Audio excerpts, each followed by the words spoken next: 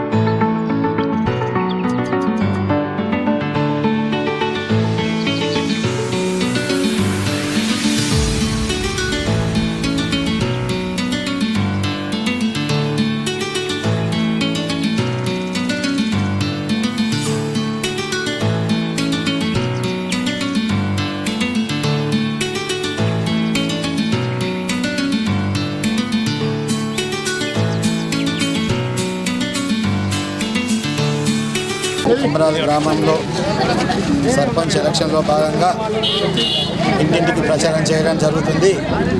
గ్రామాభివృద్ధికి తోడుగా మేము అమరావతి గ్రామంలో బైపాస్ రోడ్డు 6 కిలోమీటర్లు ఉంది. దాన్ని కూడా శాంక్షన్ చేయడానికి మేము గెలిచిన తర్వాత ప్రయత్నం చేస్తాము, కంపల్సరీగా తెప్పిస్తాము.